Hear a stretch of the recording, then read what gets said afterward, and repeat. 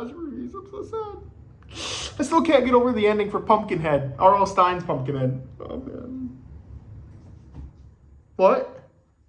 Oh. Oh. Pumpkinhead. The real one. Yeah. Yeah, this is, okay. So, as I do with every one of my reviews, little confession. I saw this movie already. I saw it back in like 2021, I think. I thought it was okay. I didn't care for it that much. I was just like, But then I was like, you know what? I'm going to rewatch. See, the thing, this is not a Halloween movie. This is not even an October movie, but Pumpkin. Right? That's all you need. You don't need anything else. So, don't tell anyone, alright? Anyways, so, Pumpkinhead. So, this is a movie about a guy who, I forgot the actor's name. When I tell you guys I'm bad with names, I can't remember names to save my life. I can name names in the Bible, but I can't remember names in like actors or anyways. So this guy, this dude, this dad, this farmer, him and his son run this shop, and a bunch of teenagers, young adults, they come in. They're going up to this cabin, which is the same cabin from Friday the 13th Part 4, by the way. That's a little trivia for you. They're going up to this cabin to just kind of get away and spend time with each other or whatever. And when they go on their motorcycles, because I guess they're going to go like mountain biking or whatever, they bring their motorcycles. The dad has to go drop something off, or he has to go deliver something. And so he leaves his son behind, and the son... the dog gets loose because they have a dog, and he gets, and this is not a spoiler, this is what happens, this is like what leads up to the events of the movie. The son meets a tragic end. He gets hit by the motorcycle, and he shortly after passes. I want to just go off and right ahead and say before I continue the story, that was sad. Like, when I watched this movie for the first time, I was kind of like, eh. But when I rewatched it, I was like, whoa, this is really tragic. It reminded me a little bit of Pet Sematary, which if you haven't seen, I won't spoil Pet Sematary, but I think you can get an idea of where I'm going with this. But it's very, very sad. And I actually found myself getting a little teary-eyed because the first, 20 minutes of this movie is establishing the dad and his son and the little sweet relationship they have. It's really sweet. So when the son gets... when he meets a tragic end, it's very sad. It's very disheartening. And yeah, I found myself getting a little teary-eyed. It was sad.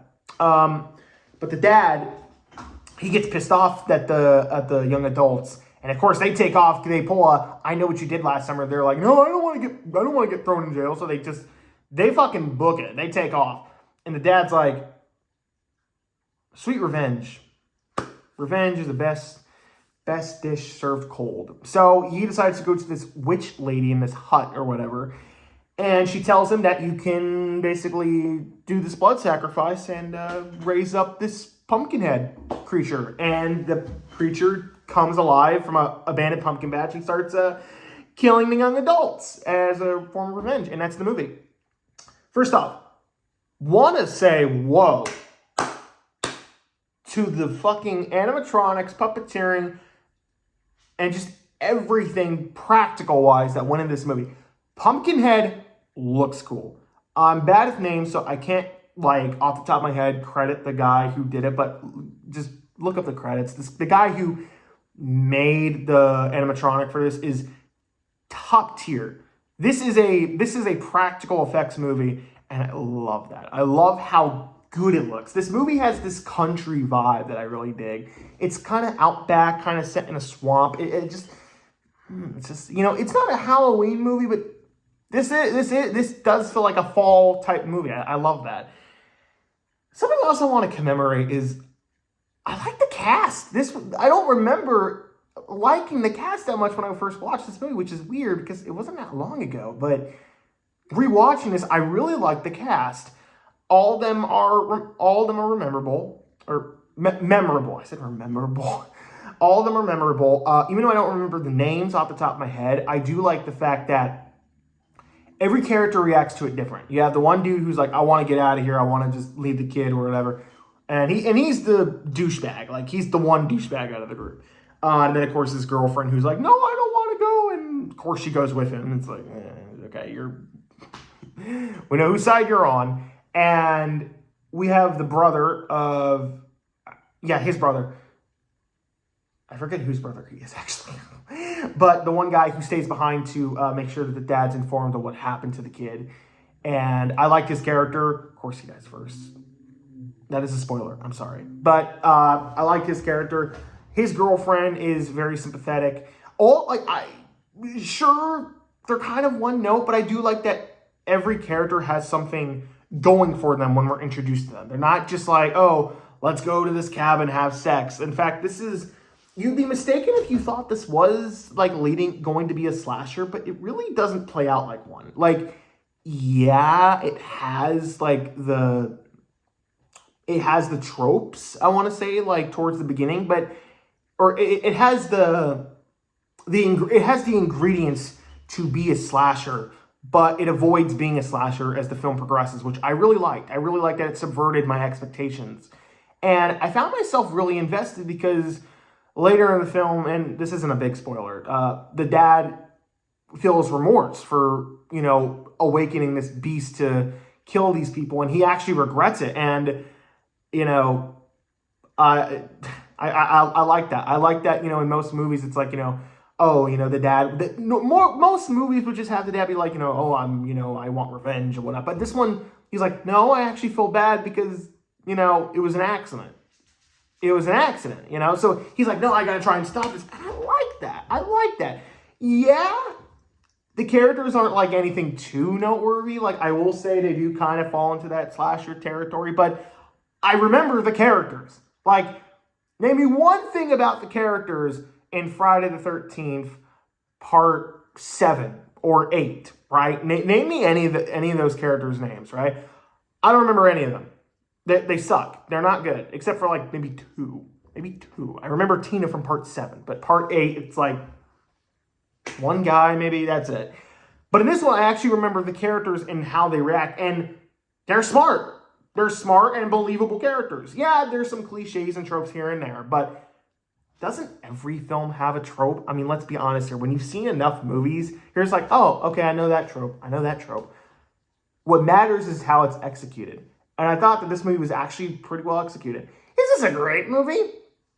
No. But, damn it, it has some cool practical effects, great practical monster, and a great animatronic. Some memorable characters, and the guy who plays the dad, he's in Aliens, and he was also in Aliens, Alien 3, Alien vs. Predator. He was in one of the Terminators, I think. Yeah, first Terminator. And he was in The Quarry. He was in The Quarry, which is a game, which I liked. But yes. Now it makes sense. Now it makes sense why he's in The Quarry, because he was in this. Is this movie, like, perfect? No.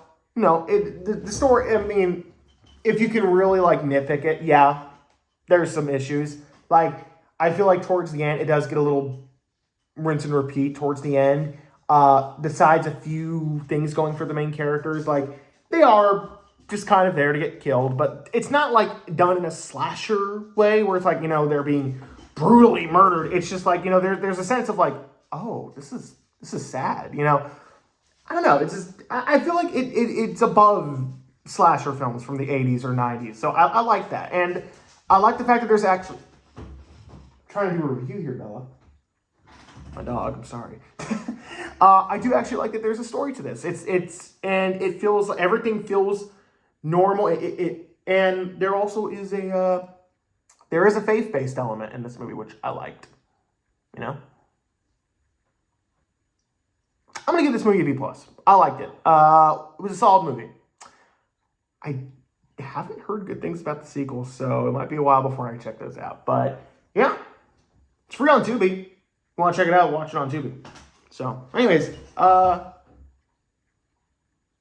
okay. I know I'm going to review next. What do you say? Yeah, he knows I'm going to review.